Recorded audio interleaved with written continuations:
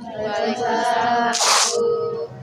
Oke, terima kasih ya anak-anak sudah datang di bimbingan kelompok kita pada sore hari ini. Oke, baik Ananda, sebelum memulai kegiatan bimbingan kelompok ini, alangkah kita baiknya berdoa sesuai agama masing-masing. Berdoa, kita mulai.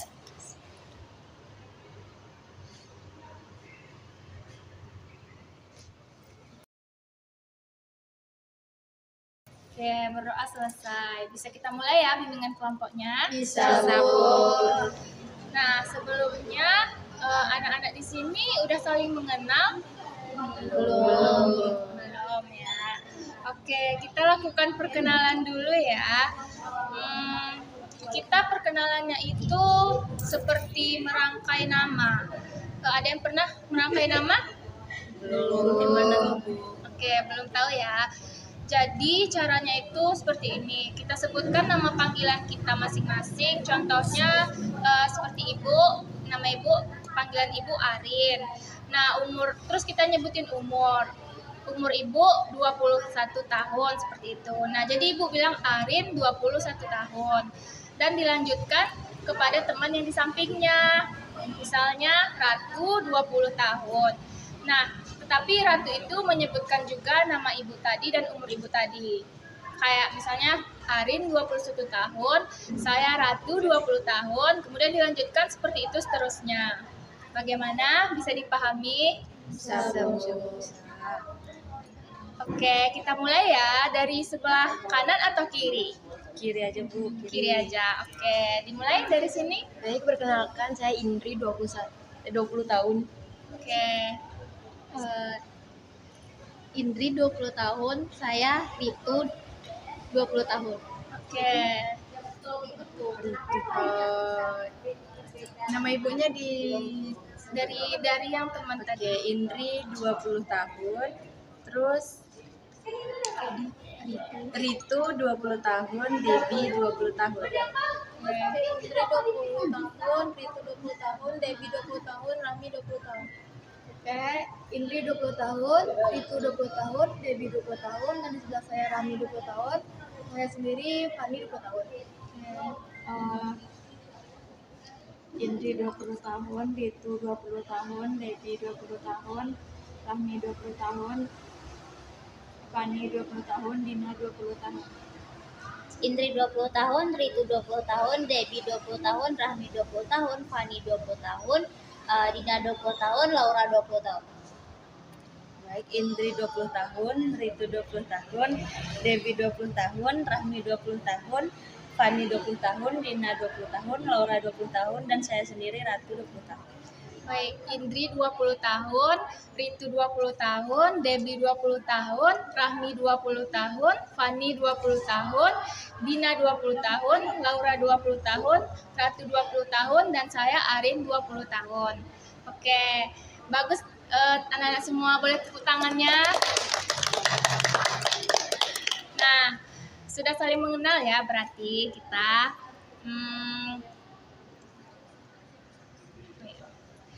Di sini anak-anak ada yang pernah melakukan bimbingan kelompok nggak? Sudah, Bu. Ada yang sudah, ada yang belum ya. Nah, Ibu mau nanya nih kepada yang udah pernah. Siapa tadi yang udah pernah? Saya, Bu. Oh, Debbie. Bisa dijelaskan apa itu bimbingan kelompok? Bimbingan kelompok itu, Bu, seperti kita melaksanakan bimbingan secara berkelompok, di mana kita itu berdiskusi dan memanfaatkan dinamika kelompok tersebut. Tujuannya melatih komunikasi, melatih kepercayaan diri, dan kita bebas berpendapat, Ibu. Sekian sih, Bu. Bagus ya, Debbie. Ada lagi yang udah pernah melakukan bimbingan kelompok?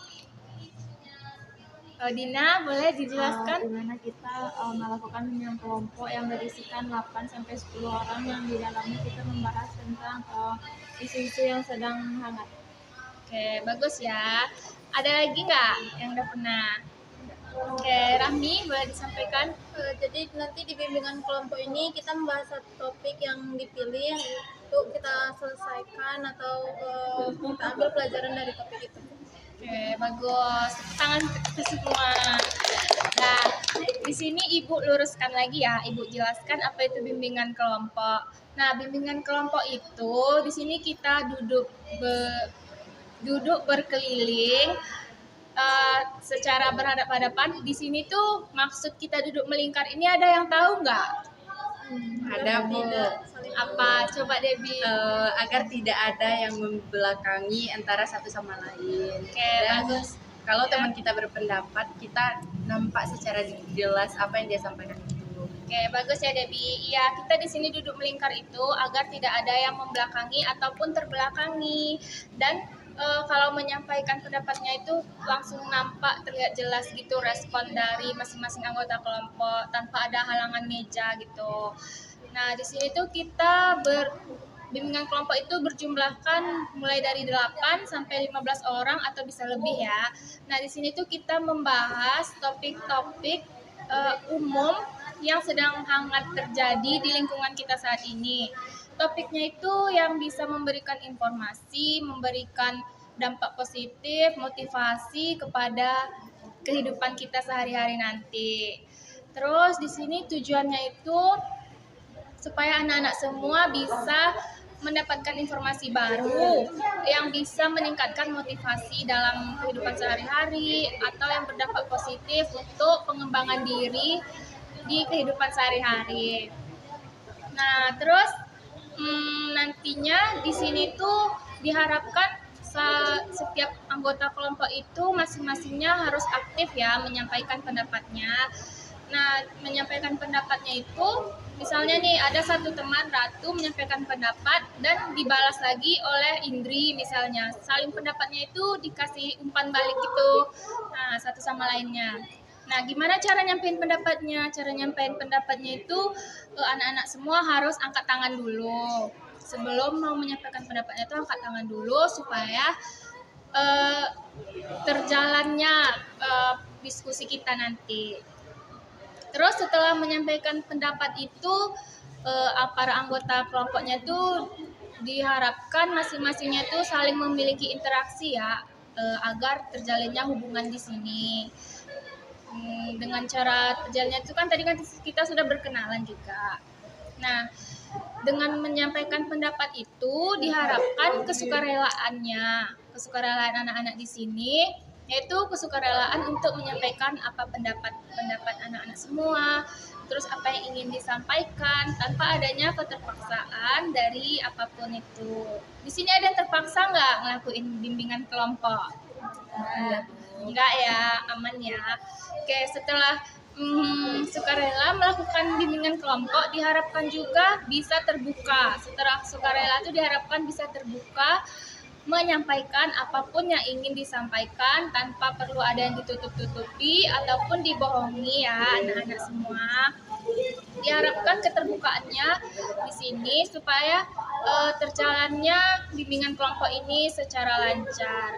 Nah, setelah kita terbuka tadi, diharapkan kita semua di sini saling menjaga informasi tadi. Tidak ada yang disampaikan ke orang lain setelah kegiatan ini berakhir.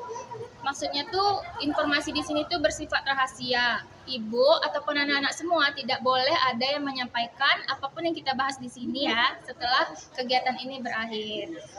Nah, gimana bisa nggak menjaga rahasianya? Bisa. Oke, bisa ya. Nah, kegiatan kita ini kemungkinan berlangsung selama 60 menit.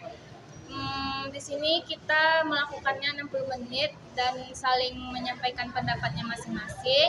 Dan kita bahas di sini sesuai dengan norma-norma yang berlaku di lingkungan kita, seperti norma hukum, norma agama, tidak boleh melampaui norma-norma yang ada. Gimana? Bisa dipahami anak-anak? Oke. Langsung saja kita masuk kepada pembahasannya ya. Nah, di sini kita membahas topik-topik yang sedang hangat terjadi. Di sini kita mengambil topik bebas. Maksud topik bebas itu topiknya itu diambil dari satu-satu masing anggota kelompoknya. Nah, setiap Anda semua harus menyampaikan topik-topik yang hangat sedang terjadi saat ini. Setiap anak-anak di sini harus membawa topik yang akan kita bahas di sini. Siapa yang ingin menyampaikan topik apa yang ingin kita bahas pada sore hari ini? Boleh diangkat tangannya ya.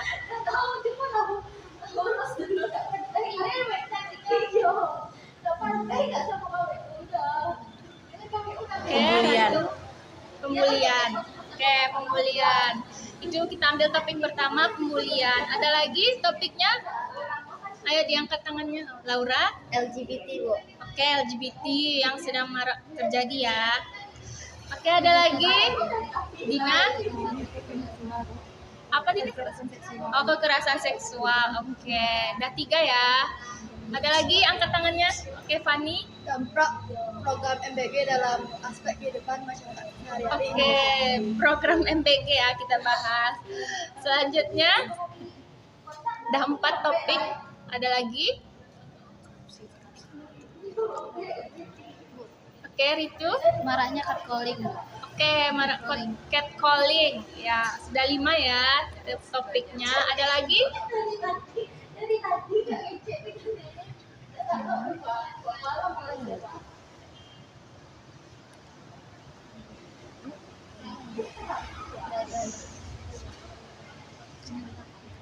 Ada lagi nggak anak-anak semua? Enggak, Bu. Enggak ya, udah ya. Tadi dari 5. Yang pertama tadi pembulian, yang kedua LGBT, yang ketiga kekerasan seksual, yang keempat adanya program MBG ya, yang kelima catcalling. Oke, dari 5 topik ini menurut anak-anak semua mana nih yang paling menarik di saat ini? Ya, LGBT, Bu, yang disampaikan Laura tadi, karena itu kan sedang terjadi di lingkungan kita saat ini, yaitu lingkungan kampus kita sendiri di UNP ini. Oke, LGBT ya, karena sedang marak di UNP ini ya. Oke, ada lagi yang ingin menyampaikan?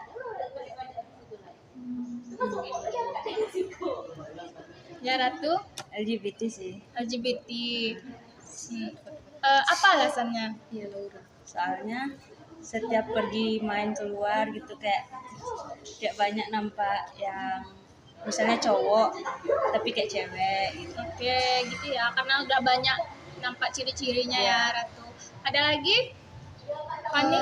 Kekerasan seksual yang disampaikan oleh Dina tadi, Bu. Oke, kekerasan seksual. Apa alasannya? Karena yang pertama sedang tren bukan hanya di tempat kita, tapi juga sedang dibahas di ruang lingkup media sosial di Indonesia. Oh iya. Yang kedua karena sebenarnya banyak yang luput aksi kekerasan seksual ini dari 5 topik. Oke, bagus. Ada lagi? Ada lagi nggak? Yang mana yang topik yang mau kita pilih? Oke, Laura. Laura dukung topik yang Fanny tadi. Ya, Fani. Ya. Soalnya kan MBG itu harusnya tidak hanya berdampak untuk anak sekolah, tapi untuk masyarakat luas juga. Oh iya, iya. Oke, bagus. Siapa lagi? Sampaikan pendapatnya.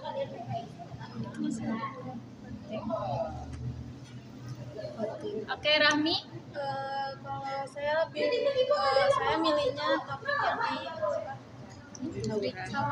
Itu. Soalnya kan di samping kos saya sendiri tuh ada kos cowok kan, Bu. Nah, Ya. di situ tuh kos orang cowok di situ tuh lebih suka kali catcalling ke kami yang di sekitar sana yang lebih banyak kos cewek. Oh, gitu ya, karena berdasarkan pengalaman Rahmi. Oke. Ada lagi nggak pendapatnya? Udah ya. Berarti tadi yang pilih LGBT ada 2. Debbie dan Ratu. Kekerasan seksual juga 2 nih. Siapa tadi yang pilih? Laura? Laura MBG. Oh, Laura memilih MBG. Kekerasan seksual tadi Fani dan Fani aja. Fani. Oh, 1. Tadi Dina? Kekerasan seksual. Oh, topiknya dari Dina ya. Berarti 2 yang LGBT. Banyak yang memvoting LGBT nih anak-anak. Jadi kita setuju ya topiknya LGBT gimana? Setuju. Setuju. Nah, bagi topik-topiknya yang belum terpilih itu tidak boleh merasa tidak terpilih atau rendah diri ya, karena tiap topik yang disampaikan itu juga penting. Tetapi bisa kita bahas di sesi yang berikutnya ya topiknya itu. Oke, di sini kita bahas LGBT, setuju? Setuju. Oke, tadi topik LGBT dari Laura. Nah, Laura, apa alasan Laura memilih topik itu? Karena kan kita di lingkungan di ruang lingkup UNP, LGBT yang terjadi itu adalah berupa gay yang baru marak. Iya. Tapi sebenarnya yang sebelahnya juga ada, yang lesbi juga banyak. Karena kita tidak bisa luput penglihatan dari itu. Nah kan kalau yang panas kan cuma dua mahasiswa Universitas Negeri Padang berinisial GTA dari Fakultas Bahasa dan Seni, dan juga JFP dari Fakultas Ekonomi dan Bisnis. Yang terduga LGBT menyampaikan, ada tuh dia memberikan pendapat, menyampaikan pernyataan sikap hari Senin tanggal 6. Nah, kedua itu membantah segala tuduhan dan mengaku berhak mengambil langkah hukum atas persoalan ini. Mereka juga minta agar publik tuh tidak lagi menyebarkan tuduhan terhadap keduanya. Jadi mungkin Laura mau minta pendapat deh sama teman-teman yang di sini, sama Ibu juga. Kan kita sama-sama udah melihat tuh ada bukti yang beredar, ada foto juga, ada cidukan di bioskop juga. Jadi kira-kira gimana sih kita harus bersikap tentang dari hal ini? Oke, jadi itu ya alasan Laura memilih. Nah, bagi anak-anak semua, menurut Ananda semua, apa sih itu LGBT? Ada yang mau menyampaikan nggak pendapat?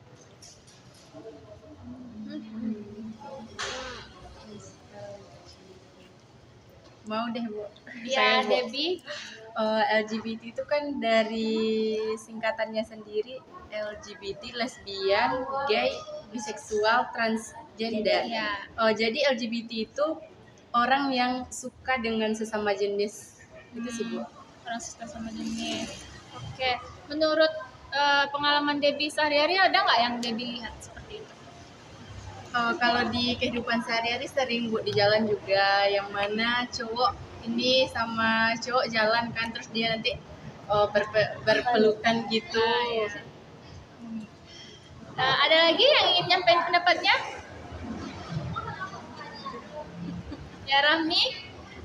Saya mau ngelengkapin yang dari Debbie tadi, Bu. Jadi kalau LGBT kan bukan hanya dia suka sama jenis, tapi itu juga masuk ke orang yang suka antara dua jenis dan orang yang merubah jenis kelaminnya sendiri kan, Bu. Nah, kalau dari pengalaman pribadi sih nggak ada, cuman pengalaman dari teman. Nah, dia nih waktu teman saya ini temennya sekolah di Batam kan, Bu, dan itu tuh salah satu sekolah Islam lah harusnya. Di situ tuh mereka terang-terangan melakukan nampakin kali hubungan mereka tuh, Bu. Entah yang cewek sama cewek, entah yang cowok sama cowok. Padahal itu image sekolahnya tuh image yang agama banget. Jadi sampai sekarang pun salah satunya udah ada yang nggak terlalu lagi pasangannya ini, salah satunya nggak terlalu lagi, tapi yang satunya ini masih dilanjutin. Berdasarkan pengalaman asli ya, Rahmi. Ada lagi pendapatnya?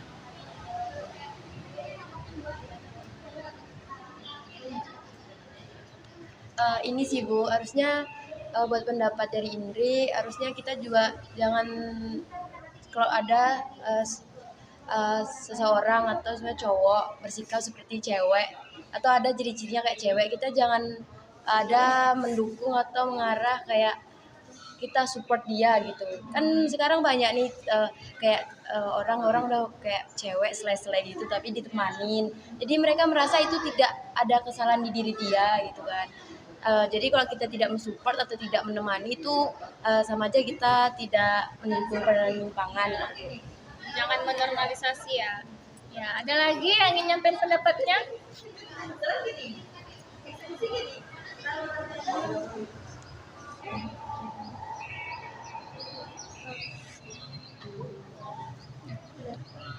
Dina, silakan. Sebenarnya sama Indri tadi Bu, kalau misalnya ada cowok yang udah agak melambai gitu Bu, cukup ditegur, nggak usah dibenerin apa yang dia lakuin Bu, yang ditegur agar dia nggak lebih melambai lagi gitu Bu. Ya, jangan dinormalisasi gitu. Oke, bagus ya dari tanggapan Ananda semua. Nah, dari pengalaman yang sudah pernah dilihat itu di mana? Ada nggak yang Dikala Bu, oke? Apa itu pengalamannya? waktu itu saya bikin tugas Bu Dikala. Habis itu banyak bergerombol cowok-cowok dengan satu gerombolannya, tapi ada temennya juga cewek gitu kan. Dia ya berselai-selai, memakai make up, berlipstick, itu teman-temannya support gitu Bu.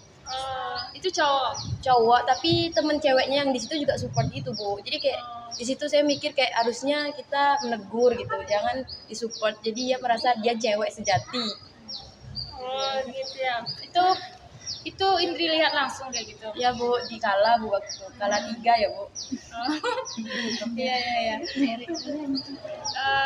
Kalau kira-kira tuh ngelihat seperti itu gimana tanggapan Ananda semuanya? Kalau Indri kemana nanggapinnya gimana? Kalau Indri cuman tengok aja sih Bu, soalnya kan itu di tempat umum, nggak mungkin kita negur atau kita bersikap nggak baik kan, takutnya berdampak buat lingkungan juga, takutnya kita juga merasa salah sikap gitu kan. Jadi kita cuman lihat aja sih, nggak ada negur atau nggak ada berinteraksi gitu sih Bu. Cuman dilihat aja. Oke.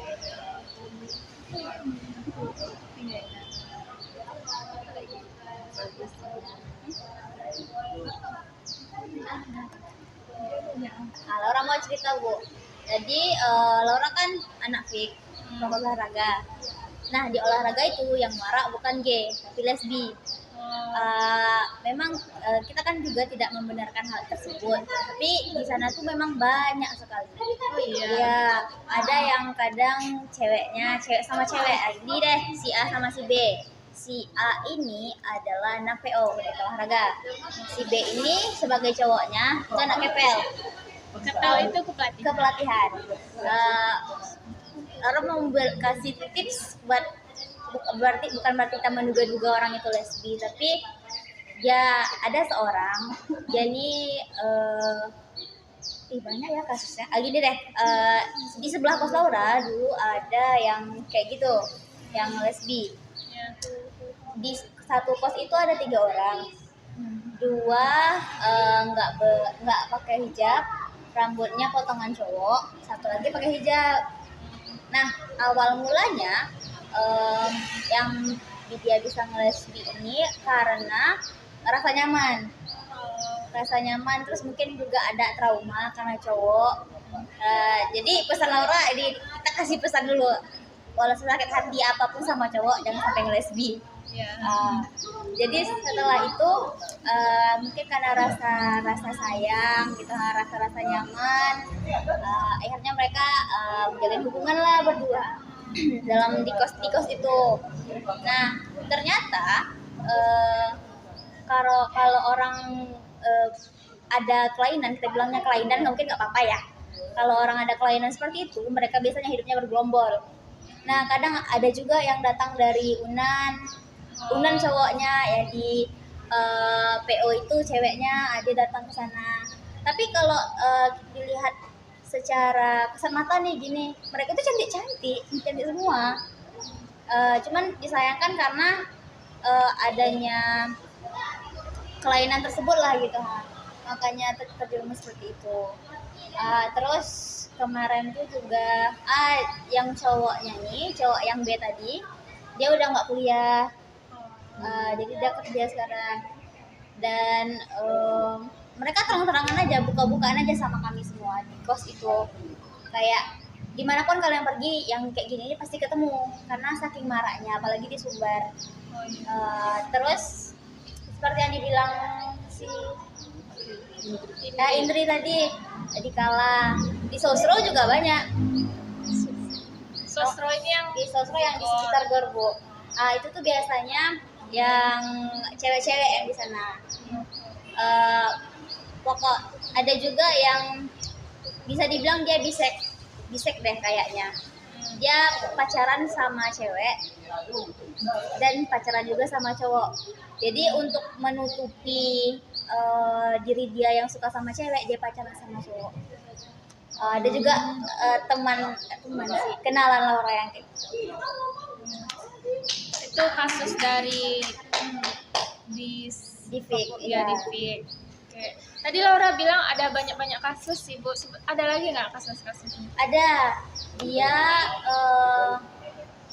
gimana ya namanya? Dia atlet, salah seorang atlet. Dia itu juga berprestasi, tapi anak ustadz. Tapi karena dia sakit hati sama cowok, dia jadinya belok. Divik itu juga. Iya. Laura bisa tahu itu gimana taunya? Kan Laura dulu kos pertama punya yang sebelahnya kan LGBT juga. Dan kami bukan memutus silaturahmi juga, kami tetap bercerita. Nah dia bilang lah, udah kok dikenali yang kayak gitu tuh katanya. Dengan cara gini aja lah misalnya, dia tetap interaksi sama cowok, tapi kalau sama cewek dia lebih interaksi. Contohnya tadi kayak misalkan yang potongan rambutnya, memang kita nggak bisa mengiyakan semua mengejat semua potongan rambut tuh potongan rambut cewek tapi potongan cowok itu tuh LGBT. Dari situlah kan ada juga cewek tapi kalau dia cantik, kalau pakai jilbab dia cantik, dia kalau dia lepas jilbab juga dia ganteng gitu. Mungkin kayak lebih apa ya, teman-teman bisa agak was-was aja sih. Takutnya nanti dia berawal itu cuma dari nyaman. Kayak kita nih gini ngobrol-ngobrol terus nanti kayak dia nyender atau dia rebahan lah gitu, satu cewek di paha misalnya terus dielus-elus. Berarti kita kan nggak membenarkan hal tersebut, tidak mengejudge itu tuh lesbi, tapi bisa aja atau mungkin dia berteman berdua atau rame-rame terus temannya nih berteman lagi sama orang lain terus dia ada kayak rasa jealous kok dia kawan sama dia aja gitu. Kok dia nggak kemana lagi ya sama aku, kok udah agak kurang komunikasinya kayak gitu lah Bu. Ciri-cirinya berarti yang rambut pendek, yang ya kurang lebih yang Laura kelihatan kayak gitu, tapi yang ceweknya tetap selayaknya cewek, tetap pakai kerudung. Dari ciri-ciri yang disebutin Laura tadi ada nggak Ananda yang pernah nemuin kayak gitu? Belum pernah sih Bu kalau lesbian. Belum pernah. Kalau yang lain kayak Yang lagi ya yang gay. Kalau yang nge-gay aku ada cerita juga. Ya boleh diceritain Ratu. Jadi tuh ini nih kenalanku pas kecil kan. Nah kami tuh satu SD lah, waktu satu SD. Dekat berteman gitu kan rame-rame. Nah pas SMP tuh ayahnya meninggal. Awalnya nih dia normal aja nih, ceweknya banyak gitu kan. Pas SD kan labil-labil gitu kan. Terus pas SMP ayahnya meninggal kan.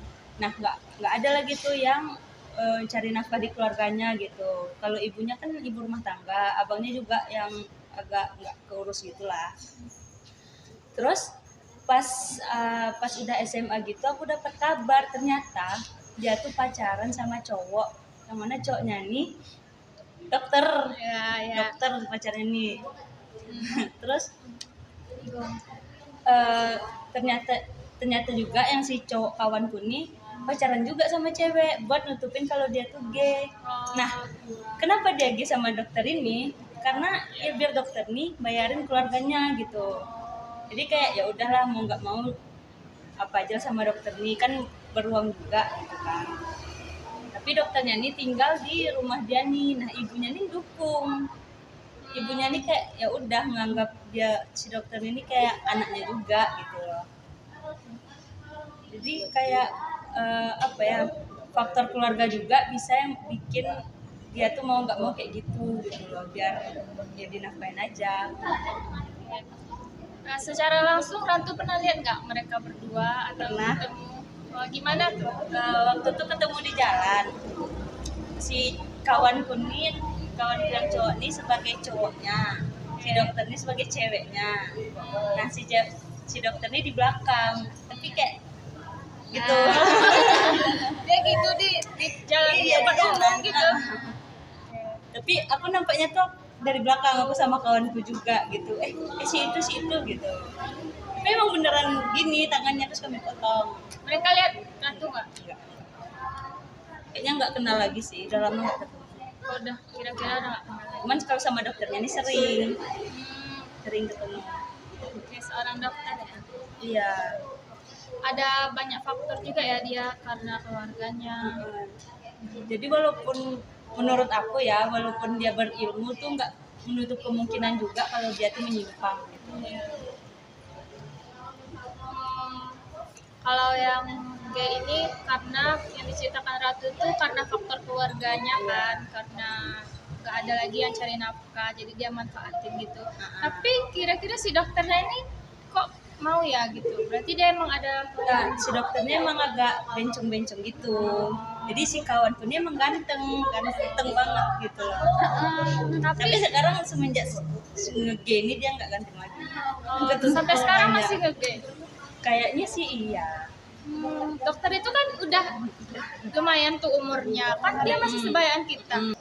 Nah tadi kan Ratu bilang sama dokter tuh, kalau dokter itu kan umurnya kan kira-kira udah pastinya udah di atas kita gitu, nggak sebaya kita lagi. Sedangkan cowoknya dia tuh sebayaan kita. Ratu tahu nggak dia ketemunya dari mana atau ya Kalau kenal sih aku nggak tahu ya, soalnya aku tahu dia kayak gitu tuh ya dari abangku juga. ada lagi nggak yang nanggapin? Itu nanya, berarti teman kecil itu sebenarnya dia nggak di awalnya. Enggak, dia tuh pas SD ya bisa dibilang apa ya, keren, famous gitu loh. Jadi dia terpaksa. Nggak tahu ya terpaksa apa enggaknya. Kalau sekarang nggak tahu terpaksa apa enggaknya, cuman mungkin faktornya tuh ya karena ya nggak ada lagi yang nafkahin keluarganya gitu. Cuman aku nampak dia juga udah mulai kerja sekarang. Kerja. Ada lagi tanggapannya? Mau nanya ngasih tanggapan ke cerita Laura tadi kan, katanya di FIK itu kan banyak tuh. Iya. Nah, itu dosen-dosen atau apa tuh tahu nggak? Di FIK itu kan karena kayak yang aku bilang tadi, karena mereka tuh bergerombol. Kadang mereka tuh juga masuk ke organisasi. Jadi untuk ya sama kayak yang dibilang Ratu tadi, untuk mereka tuh licik, pintar mereka tuh nyembunyiinnya. Dia cewek bicara sama cowok, dekat sama cowok, pergi jalan. Sementara hubungan dia dengan cewek masih lanjut gitu, Kak. Jadi sepertinya ada dosen yang tahu, tapi kan untuk melaporkan juga butuh bukti. Terus kalau misalkan mereka ketahuan, nanti diumbarkan kayak yang kemarin, itu kan besar kemungkinan mereka cuma akan klarifikasi. Kan kita nggak tahu kejadian di belakang gimana, entah mereka masih berhubungan, masih cecetan atau masih melanjutkan hubungan tersebut ataupun enggak. Jadi sepertinya ada yang tahu tapi masih ngumpulin bukti gitu. Tanggapan teman-teman seprodi Dede gimana? Laura gimana, kan banyak yang cowok tuh. Ya, mau nggak mau tanggapan kami tetap jaga sikap sama dia. Kan nggak mungkin juga kayak dikucilkan. Sebenarnya nggak masalah kan dia dikucilkan, tapi ya balik lagi, kita hidup di sana tuh bersama. Apa kalau misalkan mereka kena, kami juga kena. Jadi kayak menormalisasi juga enggak, kami tetap ada batasan lah gitu. Terus kalau yang biasanya yang agak belok ini biasanya juga tipikal orang yang problematik. Nanti kalau misalnya kita punya masalah sama dia yang salah tapi kita yang jadi salah gitu, karena problematik. Ketika ada yang negur langsung, Negur langsung palingan cuman kayak udah tuh karena ini kan takut juga kan tersinggung. Udah tuh sampai udah tuh Allah tuh hubungan aku kayak gitu mungkin gitu aja sih. Terus kayak dia bawaannya ke bercanda aja sih. Lebih ke bercanda ya mereka menanggapinya gitu. Aku tahu dan gitu kalau dari lama ada juga yang dari SMP udah kayak gitu. Ada lagi? Berarti mereka emang terbuka aja kalau sama teman-teman. Iya. Bahkan ada kejadian mereka cekcok gara-gara pasangannya nih dekat sama lesbi lain.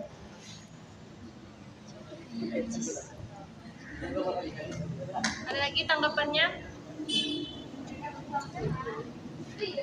Dari cerita Laura, Ratu, ataupun cerita si Indri tadi? Beri tanggapannya Ananda. Berarti yang di prodimu tuh kayak masih ditemenin aja dia tuh gitu, yang kayak gitu-gitu. Mereka temannya circle Mereka yang iya. sesama mereka. Mereka yang sesama mereka tuh bikin circle. Kalau kalian yang nggak menyimpang nih, bisa tuh kayak ya udah saling tegur sapa aja. Iya, cuma kayak sekadar say hi aja gitu. Mau nanya soal kasusnya Ratu tadi kan, berarti si cowok ini kan secara nggak langsung merubah seksualitasnya dikarenakan faktor ekonomi. Nah, pengen nanya tuh, apakah pacarnya yang cewek tadi ini masih sampai sekarang tuh masih pacaran atau enggak? Pacarnya yang iya, bukan yang cewek. Pacarnya yang cewek. Cewek yang Nah. cewek. Dia tuh udah kayak pernah beberapa kali ganti pacar gitu loh. Maksudnya tuh pacaran sama ini putus terus ada pacar lagi gitu.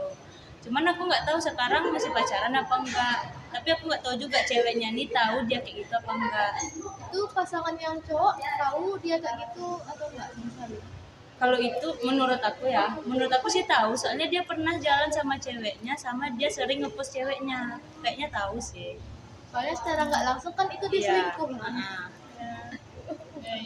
Iya. Tadi kan dia tinggal di rumah si teman kecil gitu.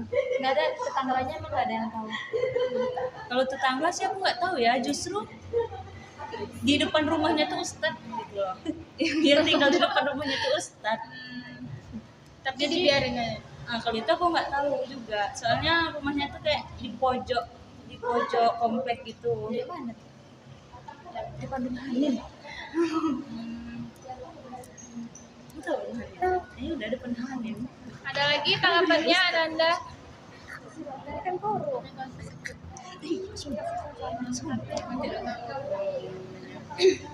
Kalau di lingkungan rumahnya itu gimana tuh tanggapannya? Nggak tahu ya, soalnya aku udah nggak terlalu berhubungan lagi sama mereka gitu. Terus nggak tahu juga kehidupan dia kayak gimana. Aku soalnya diceritain sama abangku juga yang rumahnya kebetulan nggak jauh dari sana. Terus ya yang sering ketemu juga lah sama si dokter ini. Ibunya teman kecil aku tadi tahu kalau dia ada hubungan sama kan dia udah rumah kan. Iya tahu, justru ibunya nih nganggap si dokter ini kayak anaknya juga gitu. Karena ngebiayain kali ya? Kayaknya karena itu. Aku juga pernah nampak ibunya nih boncengan sama dokter ini kayak baru pulang dari mana gitu, lewat depan rumah.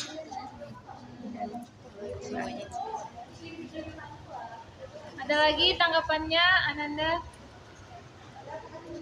Aku kepo sama cerita cerita itu tadi yang tentang catcalling, bisa diceritain nggak kira-kira? Ya boleh diceritain. Itu karena kita kan kebanyakan tuh kita kan sering bikin tugas di luar tuh, terus pas pulang jam 11-an atau di atas sekolah kan banyak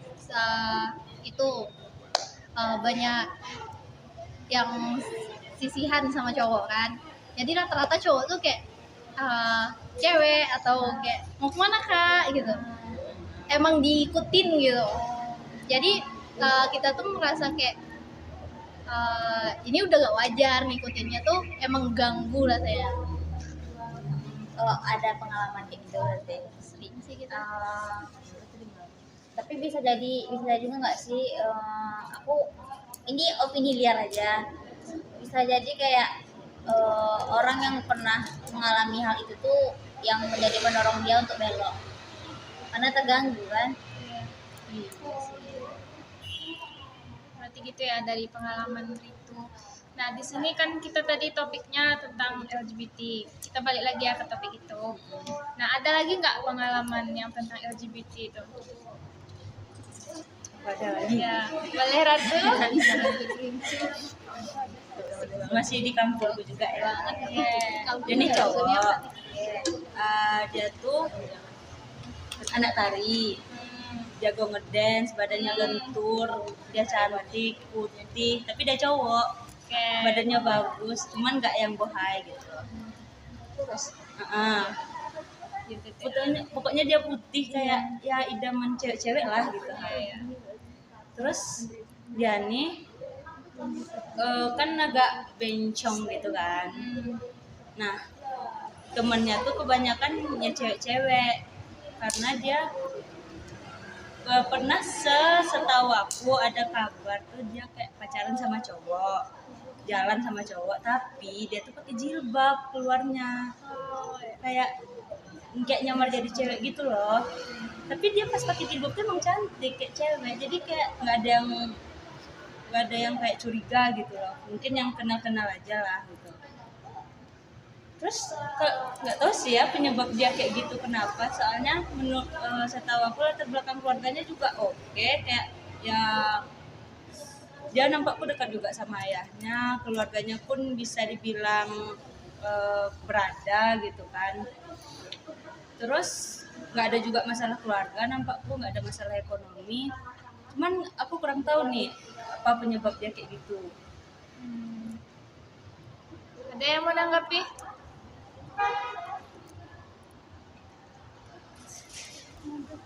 Itu pas dia pakai jilbab itu teman-teman sekelilingnya juga ngedukung dia. Kalau itu aku nggak tahu ya, soalnya dia pergi situnya kan sama cowoknya, tapi teman-temannya kayaknya biasa aja deh, kurang tahu juga aku. Soalnya aku nggak dekat sih, cuman satu lingkungan gitu. Masih di kampungku juga ya. Jadi cowok, dia tuh anak tari, jago ngedance, badannya lentur, dia cantik, putih, tapi dia cowok, badannya bagus, cuman nggak yang bohai gitu. Pokoknya dia putih kayak ya idaman cewek-cewek lah gitu. Terus dia nih kan agak bencong gitu kan. Nah, temennya tuh kebanyakan ya cewek-cewek karena dia pernah setahu aku ada kabar tuh dia kayak pacaran sama cowok, jalan sama cowok, tapi dia tuh pakai jilbab keluarnya, kayak nyamar jadi cewek gitu loh. Tapi dia pas pakai jilbab tuh emang cantik kayak cewek, jadi kayak nggak ada yang kayak curiga gitu loh. Mungkin yang kenal aja lah gitu. Terus nggak tahu sih ya penyebab dia kayak gitu kenapa, soalnya menurut setahu aku latar belakang keluarganya juga oke, kayak ya dia nampakku dekat juga sama ayahnya, keluarganya pun bisa dibilang berada gitu kan. Terus nggak ada juga masalah keluarga, nampakku nggak ada masalah ekonomi, cuman aku kurang tahu nih apa penyebab dia kayak gitu. Ada yang mau nanggapi?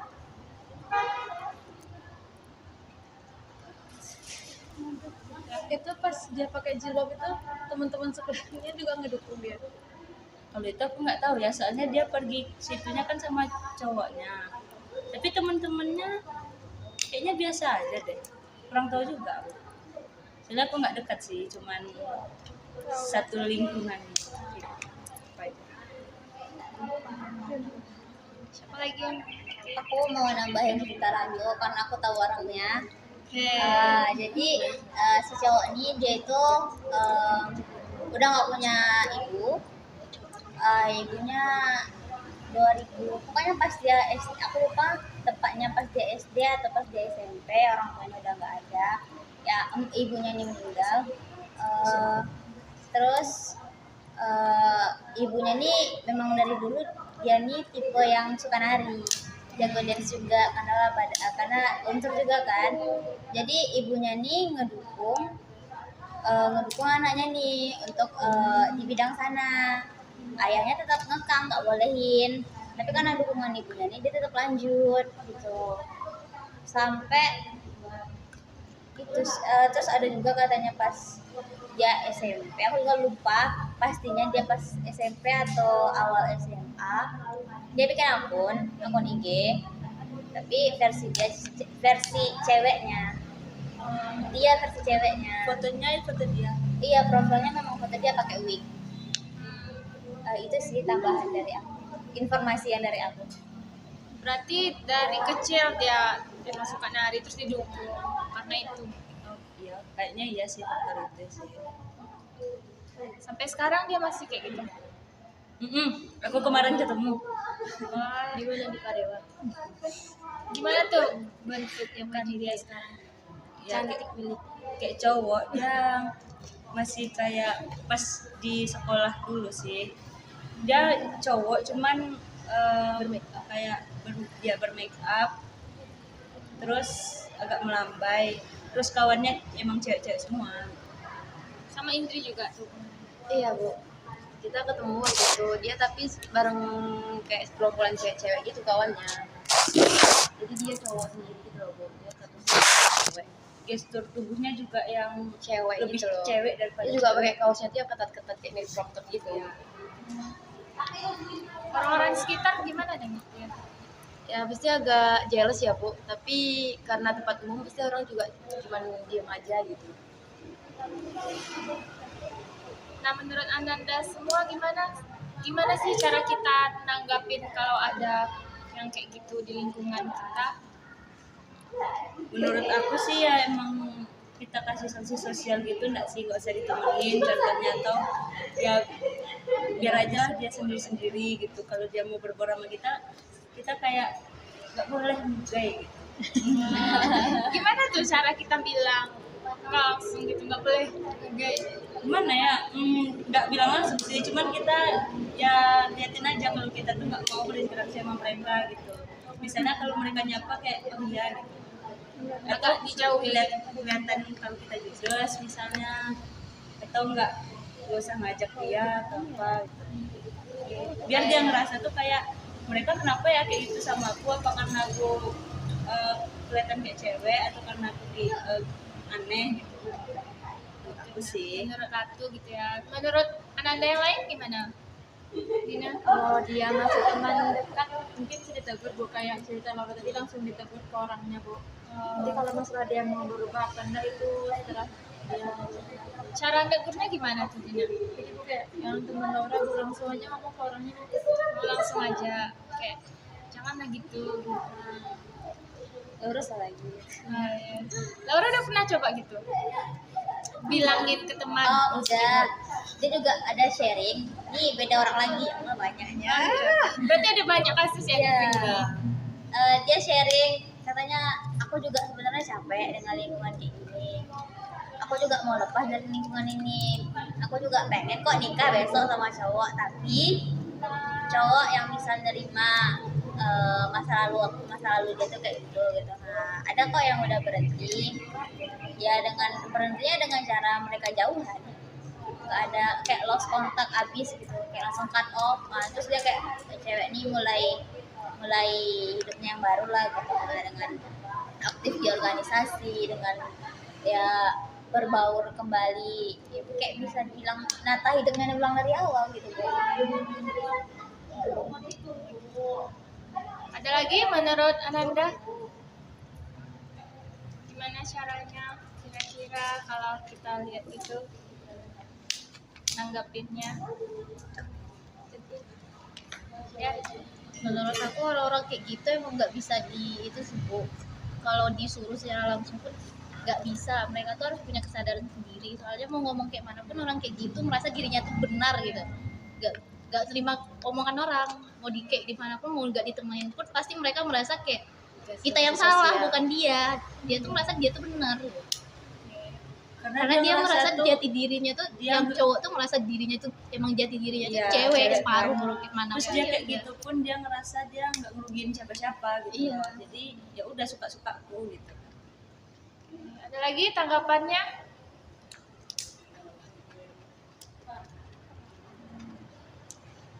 Tanggapan Debbie gimana? Kita nggak usah ngedukung gitu, Bo. Nggak boleh, pokoknya jangan didukung dia. Seperti yang dibilang Ratu tadi. Pokoknya jangan kasih dukungan gitu, Bo. Kalau Rami tanggapannya? Kalau tanggapan dari saya, Bu, mungkin sama kayak yang lain. Cuman betul juga kata Ciri itu tadi, untuk orang yang kayak gitu tuh emang kalau untuk berubah pasti dari dirinya sendiri.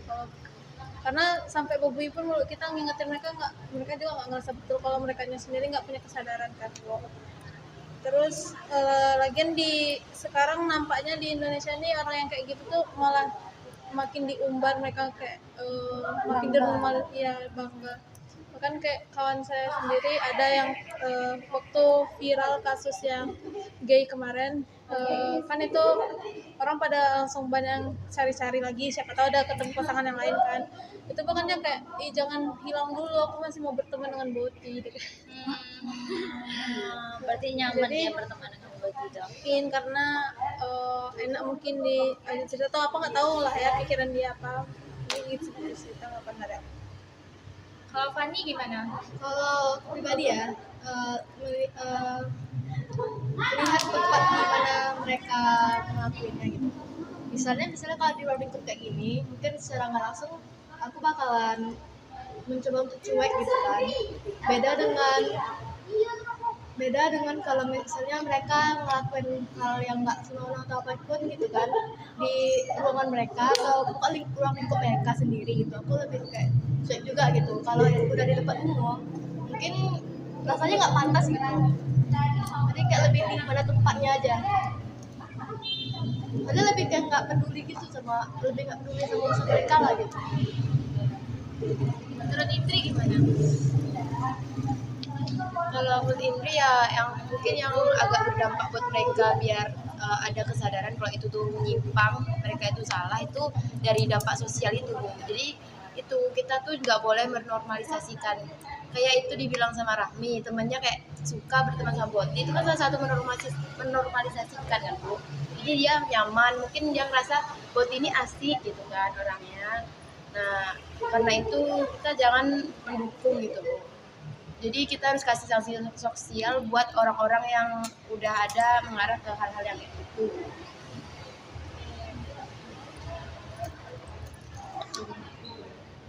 Kesan aja lah. Kesimpulan Ya, Oke, dari setelah yang kita diskusikan tadi, nah dari masing-masing Ananda nih,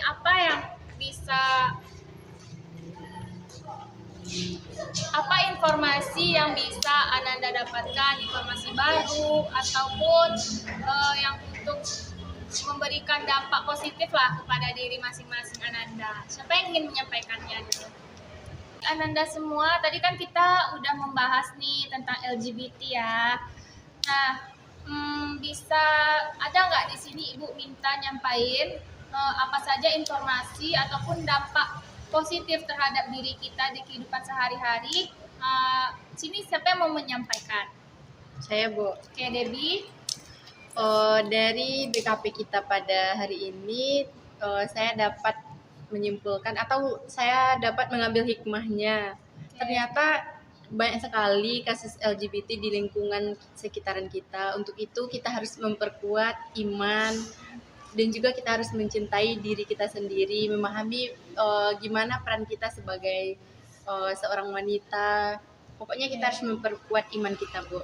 Oke, bagus, Debbie. Nah, ada lagi yang menyampaikan? Ratu, silakan.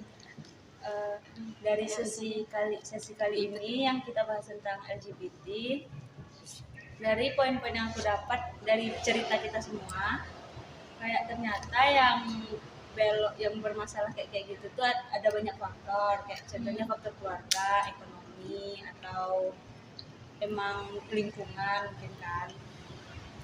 Jadi ya menurut aku kita masing-masing ini kayak jangan mudah terbawa arus dari lingkungan, dari pertemanan. Kayak ya kita emang harus berteman sama semua orang, cuman kita harus pandai milih-milih teman juga. Ya, jadi kan kita kan kayak nggak tahu juga dia tuh apa ya, kita pasti bisa lihat orang ini di pembawa pengaruh buruk buat kita, jadi kita nggak usah lah kawan sama dia, cut off aja gitu. Jadi kayak bisa lah kita melindungi diri kita sendiri juga, karena kan kita udah gede kan. Jadi ya itu sih yang dari aku dapat. Bagus ya pendapatnya Ratu. Ada lagi pendapatnya? Saya Bu, Kayak Indri. dari kesimpulan cerita-cerita dari teman-teman semua, ternyata memang banyak banget kan kasus yang diceritain tadi. Pantas Padang ini atau Sumbar ini salah satu kota yang tinggi tingkat LGBT-nya di Indonesia. Mungkin karena itu kita bisa berdampak, salah satunya itu tadi tidak meromantisasikan.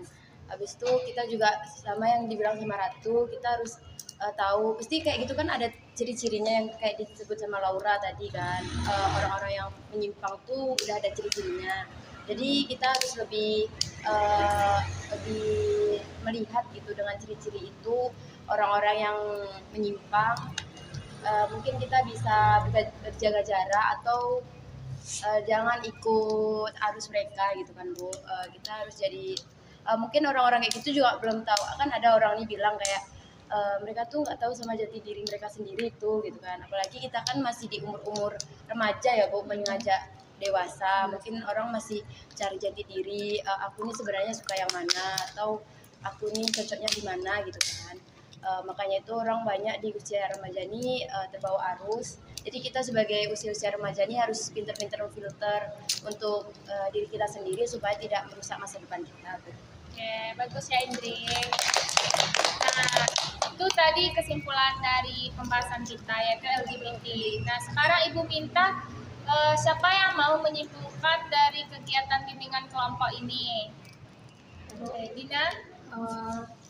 Selama menjalani BKP ini Bu, kita dapat berinteraksi dengan orang baru Bu, dapat melatih komunikasi, bisa juga dapat informasi-informasi baru yang selama ini kita tidak tahu dari teman-teman yang lain Bu. Itu ya Dina. Oke. Ada lagi yang ingin menyampaikan? Ya Bu. Oke, itu Dari diskusi kelompok ini kan kita berasal dari daerah-daerah berbeda nih. Kita dapat bisa sharing-sharing nih cerita-cerita dari daerah masing-masing. Ternyata beberapa kasus ternyata marak di daerah mereka. Oke, itu ya. Oke, bagus. Kita beri tepuk tangan dulu untuk kita semua. Nah, gimana nih rasanya mengikuti bimbingan kelompok? Senang Bu. Seru. Seru ya, karena dapat teman-teman baru, dapat cerita baru, dapat informasi baru ya, seperti itu kan. Oke. Nah, berakhirnya kegiatan bimbingan kelompok ini, kita bisa berdoa dulu untuk menutup kegiatan bimbingan kelompok ini. Berdoa, kita mulai.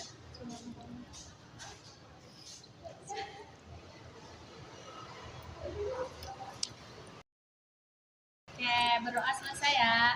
Nah, terima kasih anak-anak semua sudah mau mengikuti kegiatan bimbingan kelompok kita pada sore hari ini dan terima kasih anak-anak semua sudah berpartisipasi aktif, sudah mau menyampaikan cerita-ceritanya, sudah mau terbuka, sukarela.